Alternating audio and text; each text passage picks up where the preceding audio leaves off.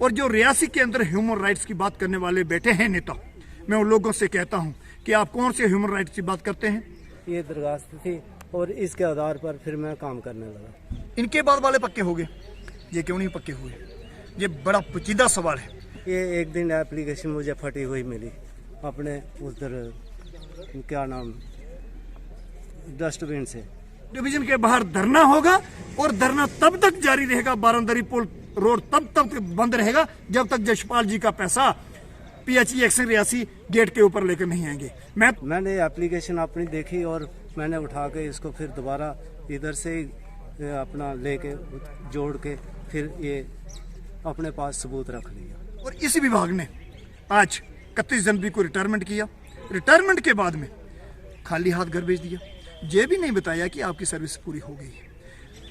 जशपाल जी के साथ एक जंगने अपराध हुआ है और बहुत ही मुझे दुख होता है कि ऐसे आदमी के साथ और ऐसे इंसानियत के साथ इंसानियत का गला घोटा गया।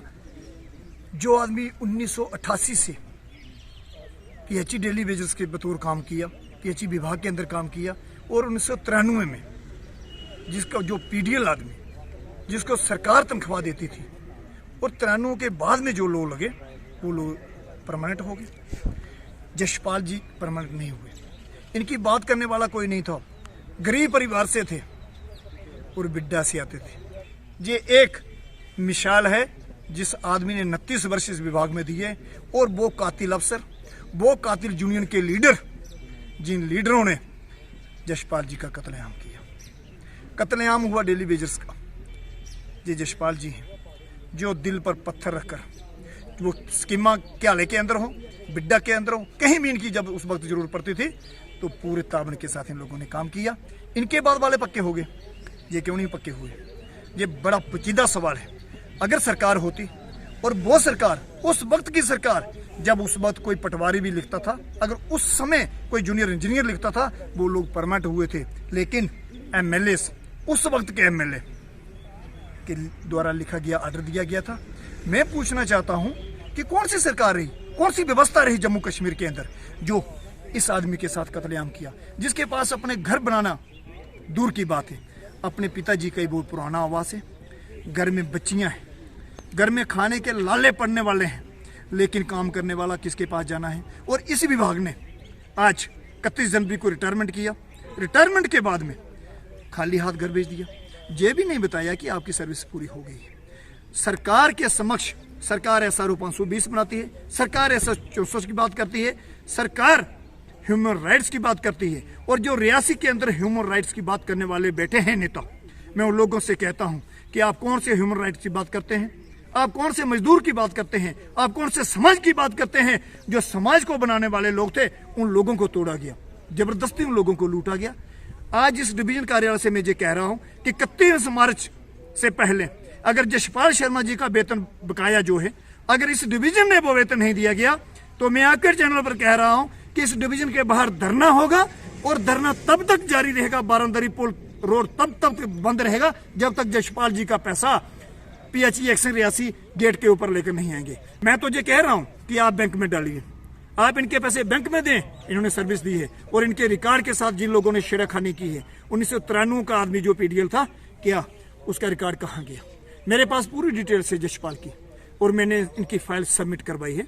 मैं पिछले दिनों में काफ़ी जदोजहद हमने की है। राकेश जी हमारे साथ है, रंजीत जी हमारे साथ है, रिशपाल जी हमारे, मेरी जितनी टीम जहाँ पर रियासी में काम कर रही थी, हमने उधमपुर में जाकर, मैं चीफ इंजीनियर कालिया के दफ्तर खुद गया, वहां से फाइल लाई मैंने। वहां से फाइल आने के बाद 25 दिन हो गए इस डिवीजन में आए हुए, कहते कि फाइल नहीं आई है। जशपाल जी के लिए मेरी पूरी टीम तन मन धन के साथ खड़ी है। इनको रिटायरमेंट भी करेंगे 31 को। इन लोगों ने नहीं किया, पूरी शान शौकत के साथ रिटायरमेंट करेंगे, शान के साथ लेंगे, इनके साथ खिलवाड़ नहीं होने देंगे। जिन लोगों ने खिलवाड़ किया है उनको बख्शा नहीं जाएगा। मैं बिड्डा बाबा मंदिर के पास मेरा घर है, और 1988 से जब हमारे अजूब खान साहब ने ये अपना हमारी स्कीमें चालू की थी 1988 में, मैं उस टाइम से अपना उधर था। हमारे जो मुख्य जो लोग थे उन्होंने कहा कि आप यहाँ पर काम करो और हम आपकी नौकरी लगवा देंगे।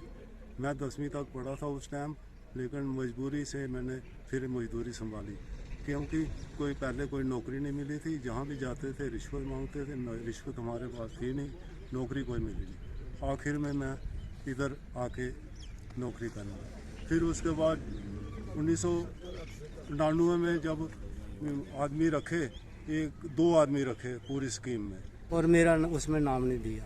फिर मैं हमारे उधर जब स्कीम पर उद्घाटन हुआ तो मैं एप्लीकेशन बनाई थी और मैं उधर जाके तो हाजी बुलंद खान साहब ने उद्घाटन किया और मैं उनके पास ले गया। फिर उन्होंने AW साहब के नाम ये 1999 में ये मार्क की ये दरखास्त थी और इसके आधार पर फिर मैं काम करने लगा। काम करते करते मैं 1993 में जब काम करता रहा तो ये एप्लीकेशन दी हुई थी। ये एक दिन एप्लीकेशन मुझे फटी हुई मिली अपने उधर क्या नाम डस्टबिन से। मैंने एप्लीकेशन अपनी देखी और मैंने उठा के इसको फिर दोबारा इधर से ही अपना लेके जोड़ के फिर ये अपने पास सबूत रख लिया। ये एप्लीकेशन दी हुई थी और इन लोगों ने फाड़ के फेंक दी थी और मैंने फिर इसको अपने पास अभी टूटी फूटी जो अपने पास रखी हुई। और ये लोग ने मेरे से काम करवाया लेकिन मुझे अंधेरे में रखा। 1993 के बाद मैं लगातार डेली भेज रहा हूँ, वो मेरे पास रिकॉर्ड है, लेकिन 1993 से पहले का मेरा रिकॉर्ड गायब है।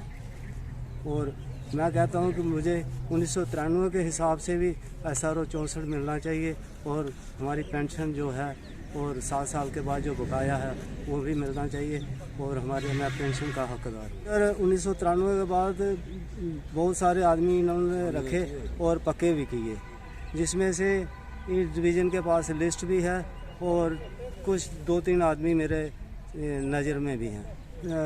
60 साल पूरे हो गए अपना 19 जनवरी को, लेकिन 31 के बाद ना फिर मेरा मन नहीं करा। मैं आता हूँ लेकिन काम पर जाने के लिए मैं बेचैन हूँ। और मेरे को ना रिटायर किया, ना रखा है, ना कुछ है। ऐसे आगे भी मैं फाइल लेके चीफ दफ्तर गया, वो कहते हैं कि ओरिजिनल डॉक्यूमेंट, जैसे अभी मैंने पहले आपको बताया। रात में मैं 15 रुपये दिहाड़ी पर वेतन लेता रहा।